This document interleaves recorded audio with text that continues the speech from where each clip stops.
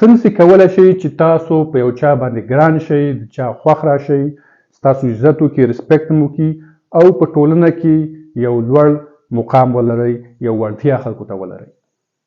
هغې دپاره زه تاسو ته په دې ویډیو کې 5 نقطې ښیم، په دې باندې تاسو کار شروع کړئ او دا په ژوند کې وسنجوئ او نو انشاءالله د خیره سره تاسو به هم دغه لوړ مقام ترلاسه کوئ، خلک به هم عزت کوي، رسپیکټ به هم کوي او هر ځای کې چې راځئ د خلکو به خوښ راځئ او خوشحاله به اوسئ. زمونږ د انسانانو هغه خلک خوښ راځي چې یو چا یو ځای ته ځان رسولی، یو مقام ته یې ځان رسولی، یو غټ سپورټمین یا یو غټ کرکټر یا یو غټ بزنسمین داسې خلک ته موږ به ډېر احترام کوو، رسپیکټ یې کوو او خوشحاله یستو چې د هغې خواوشا کې یستو. نو که غواړئ چې تاسو هم داسې یو انسان وګرځئ، یو وړتیا پیدا کوئ، نو په دې ویډیو کې تاسو ته 5 نقطې ښیم چې دې باندې تاسو تمرکز وکئ او په دې باندې تاسو کار وکئ، نو انشاءالله تاسو به هم همدای مقام ته ورسیږئ. نو راځئ چې شروع کړو په اولمه نقطه باندې. show up every day.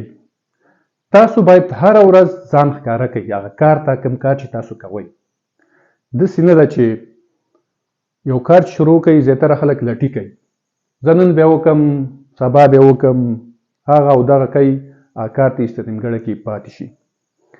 یو لوړ وړتیا انسان چې دی هغه داسې نه کوي، هغه چې ګلی که طوفاني که باراني هر شی چې هغه ځي، هغه خپل کار کوي، هغه خپل کار سرته رسوي، هغه مسؤلیت اخلي د خپل کار. تر څو پورې چې تاسو هغه مسؤلیت وانخلئ تاسو کوم ځای ته نه رسیږئ. ډسپلین باید ځان کې پیدا کړئ چې زه دا کار غواړم او زه باید دا ځای ته ځان ورسوم. کو هر شی چې هغه د زړه نه دونه غواړي چې هغه چې نیولی نه شي، هېڅوک یې نیولی نه شي چې خپل کار سرته ونه رسوي. نو دا اوله نقطه د یو لوړ وړتیا انسان لرونکي دا ده چې ډسپلین، کار باید سرته ورسیږي. دویمه نقطه keep improving. یو لوړ وړتیا لرونکی انسان چې دی همیشه په دې هڅه کې دی چې ځان څنګه نورم بهتره کړي، څنګه نور سکلز زده کړي، څنګه په دغه دورې سره مخې ته لاړ شي. هغه همیشه په دې هڅه کې دی، ځکه هر انسان چې د دې سوال جواب کوي چې څنګه زه یو کار وکړم، هغه انسان همیشه یو کار پیدا کوي. او هغه انسان چې ولې وایي چې ولې زه یو کار وکړم، هغه بوس جوړیږي. دریمه نقطه چې دا ډیره زیاته مهمه نقطه ده، find a mentor. زمونږ مشکل څه شی دی؟ زیاتره ډیر مشکل چې لرم خپله چې زمونږ شاته یو انساني چې موږ پوشن کوي چې ورشه دا کار وکړه، دې کې ستا راتلونکی ښایسته دی، ستاسو مستقبل پکې ښایسته دی او موږ ته یوه ښه لاره ښیي او موږ سپورټ کوي په یو لاره کې چې یو مقام ته ځان ورسو د یو لوړ وړتیا لرونکي انسان. داسې یو انسان چې دی ډېر کم پیدا کېږي او هغه انسان خوشبخته دی چې داسې انسان سره تعلقات لري او هغه ورته داسې لاره ښیي د رکوټي والي نه. څومره چې تاسو په ځوانۍ کې یو انسان داسې پیدا کړي چې تاسو ته لاره ښیي، یو ښه انسان چې خپله یو مقام ته ترلاسه کړی، نو اخونه زر تاسو هم په ځوانۍ کې دا مقام ته رسیږئ، د هغې نه عین نور هم ژر تللی شئ.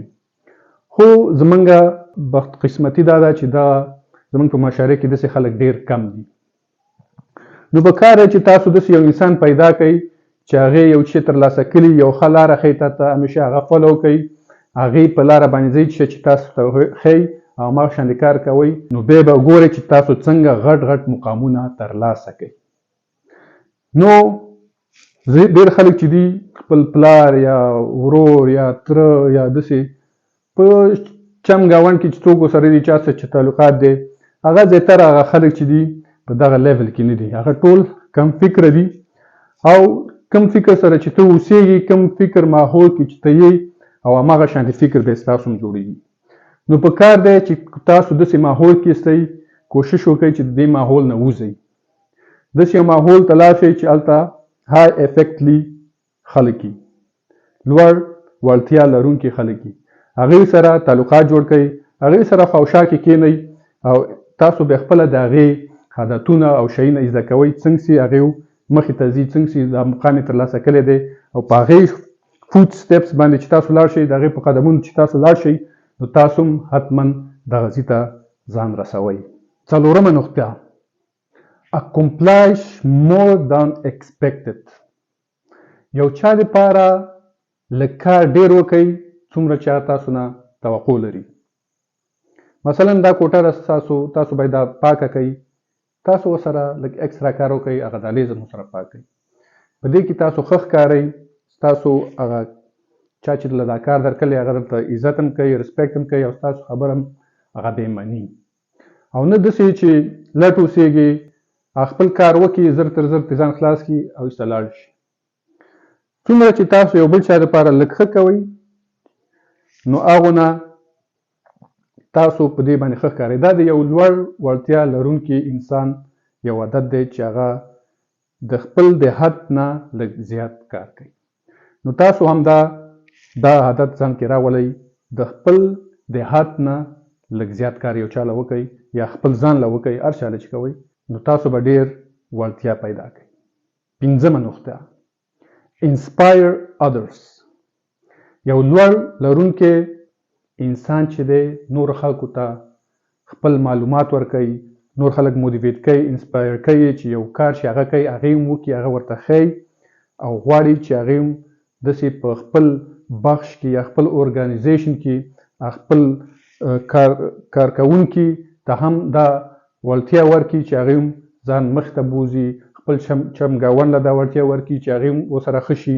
نو داسې به یو ښه ماحول پیدا شي او ټول به سره یو ښه مقام ته لاړ شي. ځکه که یو نفر ډېر ښه شي په یو ماحول کې او نور کمي، نو موږ پښتانه خو داسې ایستو چې یو بل د خپو نه راکش کوو چې بېرته خپل لیول ته یې راولو، بل له دغه نه ورکوو، سپورټ کوو یې نه چې تاسو ډېر ښه کار کړی دی نو هغه نور هم ځان قوي شي، هغه نفر بیا دیو سره کار وکړي، دیو هم ځان سره جګ کړي. نو ټول خلک همداسې کوي، یوازې موږ داسې کوو چې یو بل خپې ووو چې مخې ته لاړ نه شي، همیشه هغه لو لیول کې اوسېږو او هماغه خشره ژوند کې یېستو. نو په کار دی موږ چې یو بل سره کومک وکړو، یو بل سپورټ کړو، یو بل ته لارښود وکړو، یو بل ته موټیویشن یې کړو، موټیویټ یې کړو چې یو کار وکړي، یو مقام ته ورسېږي او خپل شاوخوا ورسره هم په دغه معلوماتو ورسره خور کړو او خپل شاوخوا ورسره هم هوښیاره کړو. نو دا پنځمه نقطه وه. خدای دې وکړي چې دا ویډیو مو خوښه شوي او دا شیانو باندې تاسو عمل وکړئ او په ژوند کې وسنجوئ او د نورو داسې معلوماتو لپاره همدا تایپي سره اړیکې وساتئ او انشاءالله د دې نه نور ښه معلومات هم زه تاسو له درکومه چې ستاسو ژوند پکې ګل او ګلزار شي. او ماته ستاسو یوازې دغه دوا پکار ده چې دوا راته وکړئ او انشاءالله تر بل ویډیو پورې ستاسو همدرد بي انټلیجنت. والسلام.